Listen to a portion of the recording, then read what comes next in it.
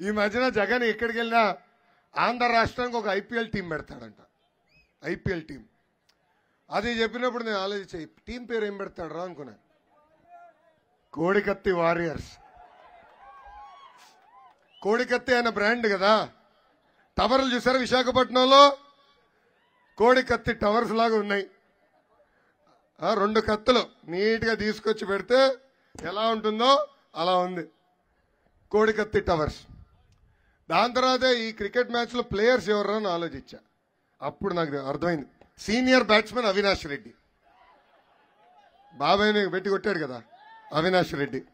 Betting star Anil Yadav, అరగంట star Ambatti. అరగంట star అర్థమైంది కదా? అర్థమైందా రాజా? అర్థమైందా రాజా? మళ్ళీ గంట స్టార్ ఎవరు? అవంతి. ఆల్రౌండర్ గోరంట్ల మాధవ్. అసలు ఈ మహానుభావుడిని మెచ్చుకోలే. జిల్లా పరువే తీశాడు. ఇక్కడనే కాదు దేశంలో మొత్తం తీశాడు. నేను ఢిల్లీకి వెళ్తే వాళ్ళందరూ అడిగారు, అరే మీ ఎంపీ ఒకరు ఉన్నాడు కదా సిప్పు తీసి అన్ని చూపిస్తాడు, ఎవడతని పేరేంటబ్బా అని అడిగారు. అందుకే ఆల్రౌండర్ అని పేరు పెట్టిన. ఇంకా యూట్యూబ్ స్టార్ ఉన్నాడండి రాజమండ్రిలో భరత్. ఇంకా బూతుల స్టార్ సన్న బియ్యం సన్నాసి కొడాల నాని.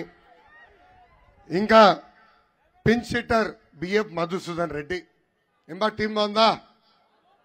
ఎంత అద్భుతమైన టీమో. అమ్మాయి జగన్ని చూస్తే నాకు ఒక కట్టింగ్ ఫిట్టింగ్ మాస్టర్ గుర్తొస్తాడు తల్లి. ఆయనకి 2 బటన్లు ఉన్నాయి తల్లి. మీ గంపడే బులుగు బటన్, కానీ బల్ల కింద ఒక ఎర్ర బటన్ తల్లి. ఈ రంగు ఎర్ర బులుగు బటన్ నొక్కుతాడు, అకౌంట్లో 10 రూపాయలు పడుతుంది తల్లి. నేను ఒప్పుకుంటున్నా. కానీ అదే క్షణం ఎర్ర బటన్ నొక్కుతాడు తల్లి, అకౌంట్ నుంచి 100 రూపాయలు విషయం పోతుంది తల్లి. ఎలా పోతుందో చెప్పాలి కదా. కరెంటు ఛార్జీలు 9 సార్లు పెంచి బాధుడే బాధుడు. ఆర్టీసీ ఛార్జీలు 3 సార్లు పెంచి బాధుడే బాధుడు. ఇంటి పన్ను చెత్త పన్ను పెంచి బాధుడే బాధుడు. పెట్రోల్ డీజిల్ గ్యాస్ ధర పెంచి బాధుడే బాధుడు. నిత్యావసర సరుకుల ధరలు పెంచి బాధుడే బాధుడు. క్వార్టర్ బాటిల్ ధర కూడా పెంచి బాధుడే బాధుడు. దరిద్రపుడికి 76 ఏళ్ళు వచ్చినాయి ఆయనకి. ఇంకా 4 ఏళ్ళకి 81 వస్తాయి. 5 ఏళ్ళకి నెక్స్ట్ ఎలక్షన్కి. ఆయనకి ఆల్రెడీ అల్జిమర్స్ ఉంది. మొన్న జైల్లో పెట్టినప్పుడు చెప్పాడు, నాకు కిడ్నీ పని చేయట్లేదు, నాకు కళ్ళు కనపట్లేదు, నాకు హార్ట్లో బొక్కబడింది, కాబట్టి నన్ను బయటకు వదలమని చెప్పి కోర్టులో ఆయన అఫిడవిట్ ఇచ్చాడు. మన గవర్నమెంట్ నుంచి కూడా డాక్టర్లు టీం పంపిస్తే ఆయన చెప్పినవన్నీ కూడా నిజమేనని చెప్పి మన రిపోర్ట్లో వచ్చింది. ఆయనకి మెదడు సరిగ్గా పనిచేయట్లా, కిడ్నీలో సరిగ్గా పనిచేయట్లేదని ఆయన బాగా చెప్పారు. వాళ్ళ అబ్బాయి చెప్పాడు. అవన్నీ కూడా వాస్తవం అని చెప్పి డాక్టర్లు రిపోర్ట్ ఇచ్చారు. ఈ ఒక్కసారి కనుక మీ ఓటుతో ఆ ఈవీఎంలో కనుక బంధించినట్లయితే 2029కి మనకి చంద్రబాబు అనేటువంటి చంద్రముఖి పీడ విరగడవుతుందని చెప్పి మీ అందరికీ తెలియజేస్తూ, ప్రతి విషయంలోనూ రాష్ట్రాన్ని సమైక్యంగా అభివృద్ధి చేయడానికి, సంక్షేమ కార్యక్రమాలు అమలు చేయడానికి ఏకైక ముఖ్యమంత్రి జగన్మోహన్ రెడ్డి గారు. రాజశేఖర రెడ్డి గారిని మనం చూసాం. రాజశేఖర రెడ్డి గారిని మీరు 2వ ముఖ్యమంత్రిగా గెలిపిస్తే 3 నెలల్లో హెలికాప్టర్ ప్రమాదంలో మరణించాడు. ఆయన కనుక బతుకుంటే ఈ రాష్ట్రం విడిపోయేటువంటి పరిస్థితి ఉండేది కాదు.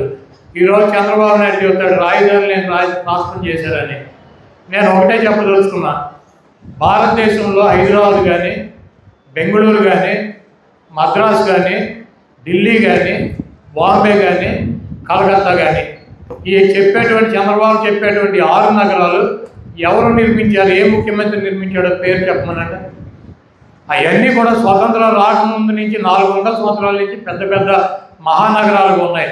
33,000 ఎకరాలు ఆయన సామాజిక వర్గం దగ్గర పొలాలు కొని తీసుకుని అక్కడ ఒక్కొక్క ఎకరం 1,25,00,000 రూపాయలు పెట్టి ఇన్ఫ్రాస్ట్రక్చర్ క్రియేట్ చేసి మొదటి కోసం ఆ పార్టీతో కలిసి ఆయన చెప్తున్నాడు. చంద్రబాబు నాయుడు చేసినటువంటి అవినీతి కేసులు 50 కేసులు ఉన్నాయి. మొన్న ఒక కేసులో జైలుకి వెళ్ళి వచ్చాడు 52 రోజులు. చంద్రబాబు నాయుడికి అధికారంలోకి రావడానికి తెలుసు. రేపు జగన్మోహన్ రెడ్డి గారు ముఖ్యమంత్రి అయితే ఆయనకి ఇబ్బంది పడకుండా, కేసులు పెట్టించుకుని జైలుకి వెళ్లకుండా నరేంద్ర మోడీ గారిని అడ్డం పెట్టుకుని ఈరోజు తిరగాలన్నటువంటి ఉద్దేశంలో రాష్ట్ర ప్రయోజనాన్ని వదిలేసి మతతత్వ పార్టీ అని చెప్పినటువంటి ఆయనే అదే బీజేపీతో కలిసి ఎన్నికలు పెడుతున్నాడంటే అధికారం కోసం ఎన్ని అబద్ధాలైనా చెప్తాడు, అధికారం కోసం ఎన్ని అడ్డదారులైనా దొరుకుతాడు, అధికారం కోసం ఎంతమంది బూట్లైనా నాకేటువంటి పరిస్థితి చంద్రబాబు ఉంటుంది. జగన్మోహన్ రెడ్డి గారు చెప్పినటువంటి ప్రతి మాటని అమలు చేశాను. డ్వాక్రా మహిళలకు కానీ, లేకపోతే ఆసరా కింద కానీ, చేయూత కింద కానీ, పెన్షన్లు కానీ, పేదలకు 31 లక్షల మందికి ఇళ్ల పట్టాలి ఇల్లు నిర్మించేటువంటి కార్యక్రమం కానీ, లేకపోతే మీ పిల్లలకు ఇంగ్లీష్ మీడియం పెట్టి స్కూల్స్ను బాగు చేయించి మంచి ఆహారం పెట్టి పుస్తకాలు బట్టలు అన్నీ కూడా ఇచ్చి మరి పిల్లల్ని చదివించేటువంటి ఇంగ్లీష్ మీడియం చదువులు చెప్పేటువంటి కార్యక్రమం కానీ, ఫీజు రియంబర్స్మెంట్ కానీ, ఆరోగ్యశ్రీ కానీ, ఇటువంటి అనేక కార్యక్రమాలతో జగన్మోహన్ రెడ్డి గారు మీ ముందుకు వచ్చారు. మీకు మంచి చేశానని చెప్పి భావిస్తే మాకు ఓటేయండి. మీరు కనుక నాకు ఓటేసి నన్ను ముఖ్యమంత్రిని చేస్తే మీ కుటుంబాలకు అండగా ఉంటాను. దీనికన్నా రెట్టింపు మీ కుటుంబాలకు ఉపయోగపడేటువంటి కార్యక్రమాలు నేను తీసుకొస్తాను. పైన దేవుడు ఉన్నాడు, ఇక్కడ మీరు ఉన్నారు, మీరు ఏం తీర్పిచ్చినా కూడా నేను శిరసా వహిస్తానని చెప్పి దమ్ముగా ధైర్యంగా చేసినటువంటి కార్యక్రమాలు నమ్మి మీ ముందుకు వచ్చి నిలబడినటువంటి వ్యక్తి జగన్మోహన్ రెడ్డి గారు. చంద్రబాబు నాయుడు 14 సంవత్సరాలు అధికారంలో ఉన్నాను, మీకు మంచి చేశాను, మీకోసం ఈ కార్యక్రమాలు చేశాను కాబట్టి నన్ను గెలిపించమని చెప్పి అడిగేటువంటి దమ్ము ధైర్యం లేక ఒక పక్క పవన్ కళ్యాణ్ని, ఒక పక్కన నరేంద్ర మోడీ గారిని, ఒక పక్కన ఉత్తపుత్రుడిని, వెనకాల కాంగ్రెస్ చెల్లెమ్మని, ముందు బీజేపీ వదినమ్మని వీళ్ళందరినీ పెట్టుకుని ఏదో రకంగా జగన్మోహన్ రెడ్డి గారిని గంతి దించడమే ఒకే ఒక కార్యక్రమం. పవన్ కళ్యాణ్ గారిని అడిగితే నీ కోరిక ఏంటో బాబు అని దేవుడు ప్రత్యక్షమయ్యి జగన్మోహన్ రెడ్డి గారు తీసుకోవాలని చెప్తాడు. అసలు వేరే కోరిక లేదు ఆయనకి. చంద్రబాబు నాయుడు గారిని అడిగితే నన్ను ముఖ్యమంత్రిని చేయమని అడుగుతాడు, వేరే కోరికే లేదు. ఈరోజు పవన్ కళ్యాణ్ కావచ్చు, చంద్రబాబు కావచ్చు, బీజేపీ కావచ్చు, వీళ్ళ ముగ్గురు కలిసి పోటీ చేసినా కూడా వైఎస్ఆర్ కాంగ్రెస్ పార్టీని ఎట్టి పరిస్థితుల్లో ఓడించగలిగినటువంటి దమ్ము ధైర్యం సత్తా లేవు ఆ పార్టీలకు. ఎందుకంటే జగన్మోహన్ రెడ్డి గారు నమ్ముకుందా పైన ఉన్నటువంటి దేవుణ్ణి. ఆ దేవుడు 1000 మంది మోడీలు, 1,00,000 మంది పవన్ కళ్యాణ్లు, 1,00,00,000 మంది చంద్రబాబులు కలిస్తే ఎంత బలం ఉంటుందో దానికి 1,00,000 రెట్లు బలం ఉన్నటువంటి వ్యక్తి ఆ పైన ఉన్నటువంటి బలవంతుడు.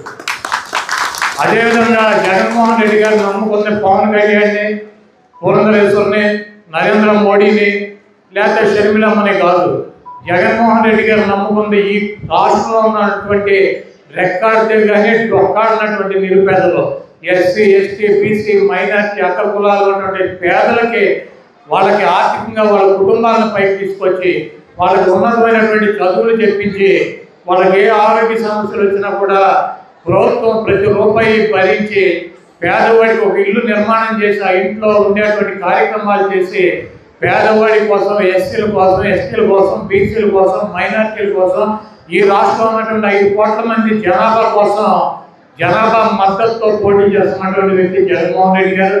ఇన్ని కోట్ల మంది ప్రజాదరణ, ఆ పైన ఉన్నటువంటి భగవంతుడు ఆశీస్సులు, రాజశేఖర రెడ్డి గారి ఆశీస్సులు, డాక్టర్ బిఆర్ అంబేద్కర్ గారి ఆశీస్సులు, ఆఖరికి ఎన్టీ రామారావు ఆశీస్సులు, బాబు జగజ్జీవన్ ఆశీస్సులు, పూలే గారి ఆశీస్సులు, వీళ్ళు చూపించినటువంటి దారిలో నడుస్తున్నటువంటి జగన్మోహన్ రెడ్డి గారిని ఓడించడం ఈ మోడీ గారికి కానీ, ఈ చంద్రబాబు కానీ, పవన్ కళ్యాణ్ కానీ సాధ్యం కాదు. తూర్పును ఉదయించాల్సినటువంటి సూర్యుడు పడమలు ఉదయిస్తాడేమో నాకు తెలియదు.